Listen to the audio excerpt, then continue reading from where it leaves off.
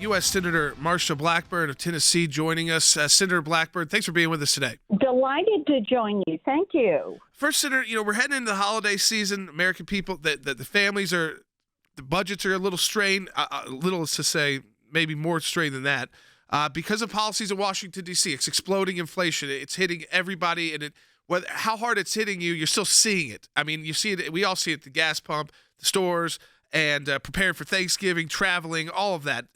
And it feels like this is because of out-of-control spending in Washington, D.C., yet the Biden administration, the left, they want to spend more. And they think that they're going to solve inflation by this reconciliation package, Build Back Better. Now that's moved from the House to the Senate. I mean, how serious of this inflation problem? Do your colleagues understand, I know you do, the seriousness of this issue? Listen, absolutely, I understand it. I couldn't believe when I went to the grocery store this weekend how much prices on some items that I regularly buy have gone up.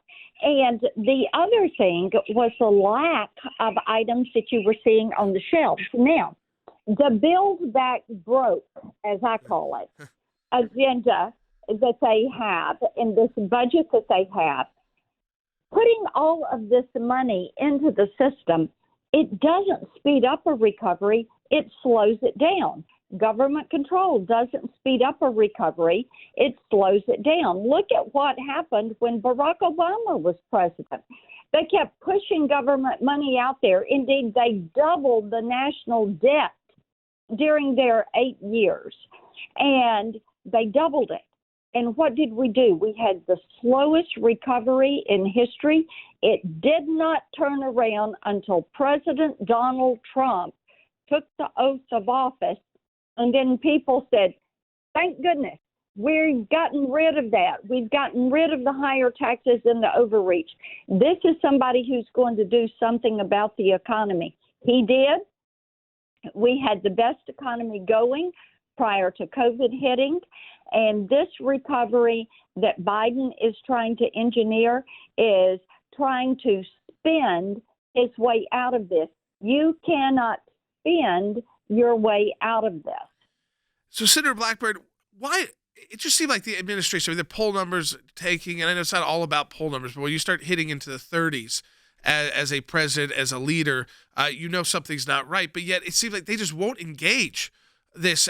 They're whether they're ignoring it or treating it like it's really not a problem, like for middle class Americans. Some of them are saying, well, it really affects the wealthy the most. I mean, no, that's not who's affected by inflation the most. It's people who need to fill their tank of gas, and if it goes up a couple of bucks, that's a big deal. If an item at the store goes up $1 or $2 that they buy regularly for their family, and they may buy a lot of, or it's not even available, it's a big deal.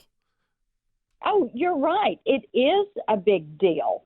And when you look at the energy taxes that they are putting in place, when you look at the sin taxes, tobacco taxes, all of these things going up, you're exactly right. That is being paid by people that are purchasing those products. And Joe Biden said, oh, no, not going to raise taxes on anybody making under $400,000 a year. That is a lie. Yeah, I mean, this is so let me switch to the Senate, because everything, we all understand this. This is not working, yet the House passed this reconciliation. I like how you call it the Build Back Broke. But in the Senate, this is a lot tougher to get passed, even through reconciliation. You're in the U.S. Senate. Your colleagues on the other side of the aisle, like Senator Sinema, Senator Manchin, where do you think this bill stands right now in the U.S. Senate? Every day that passes is harder for them to pass this bill. Every single day, because every day more Americans realize what is in this bill. They realize that it is going to take money out of their pocket.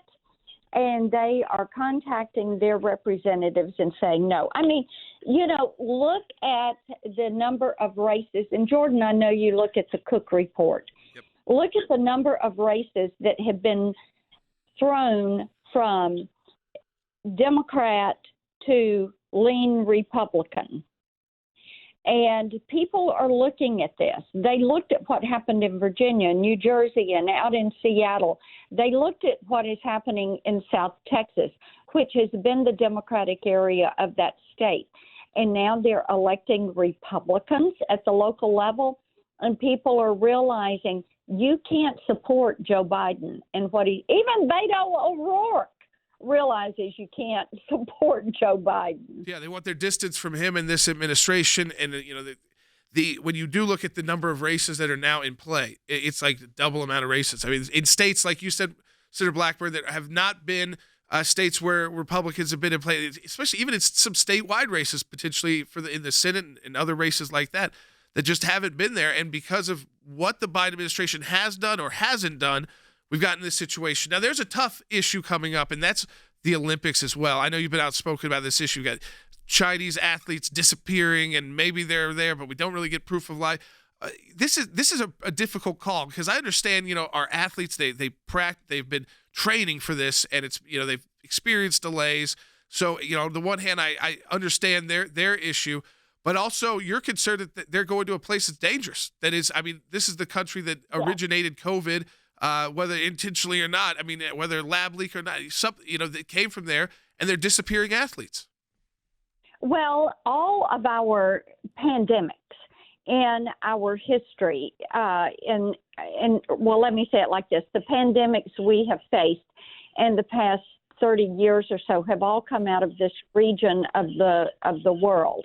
Now, for us to send our athletes to Beijing when we know what they have done with COVID, when we know that Peng Xiao, the athlete you're referencing, the tennis star, yes, that they disappeared her for a couple of weeks.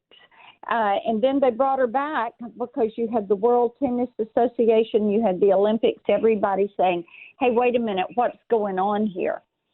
So when you know these things are happening, then of course, I think it's wrong to send our athletes. Senator Cotton and I have done a letter to the Olympic Committee recommending that our athletes not go.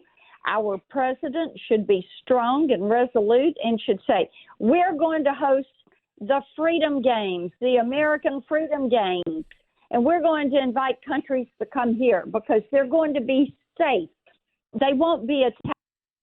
We're not going to try to infect them with some virus.